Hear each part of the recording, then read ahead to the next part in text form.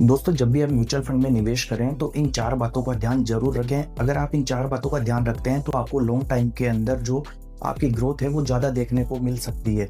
सबसे पहली चीज़, आप जिस भी म्यूचुअल फंड के अंदर निवेश कर रहे हैं या इन्वेस्टमेंट कर रहे हैं तो उसका AUM जो है वो 5,000, 10,000 या 15,000 करोड़ से ज़्यादा का होना चाहिए। आप तभी उस म्यूचुअल फंड के अंदर इन्वेस्टमेंट करें।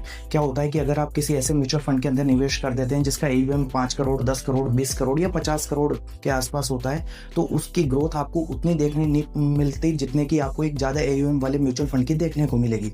दूसरा पॉइंट, हमें कभी भी सेक्टोरियल फंड में निवेश नहीं करना चाहिए, जैसा IT सेक्टर, ऑटो सेक्टर या हेल्थ सेक्टर, फार्मा सेक्टर। होता क्या है कि जब किसी एक पर्टिकुलर सेक्टर के अंदर गिरावट आती है तो आपका जो ओवरऑल इन्वेस्टमेंट है वो बहुत डाउन चला जाता है। इसलिए हमें किसी एक पर्टिकुलर सेक्टर के अंदर इन्वेस्टमेंट नहीं करना चाहिए। तीसरा पॉइंट, हमें कभी भी फॉरेन इक्विटी के अंदर निवेश नहीं करना चाहिए, हमें इंडियन इक्विटी के अंदर ही निवेश करना चाहिए। बहुत सारे ऐसे म्यूचुअल फंड है जो कि फॉरेन कंट्री से रिलेटेड है, उनमें हमें निवेश नहीं करना चाहिए। हमें हमेशा इंडियन इक्विटी के हिसाब से ही निवेश करना चाहिए। चौथा और लास्ट पॉइंट, हमें कभी भी किसी NFO में निवेश नहीं करना चाहिए। NFO में निवेश इसलिए नहीं करना चाहिए क्योंकि NFO जो आता है वो नया नया होता है और उसका जो पास्ट ट्रैक रिकॉर्ड होता है वो मौजूद नहीं होता है, तो हम उसके बारे में ये अंदाजा नहीं लगा सकते कि उसकी परफॉर्मिंग कैसी रहेगी। इसलिए हमें NFO में भी निवेश करने से बचना चाहिए।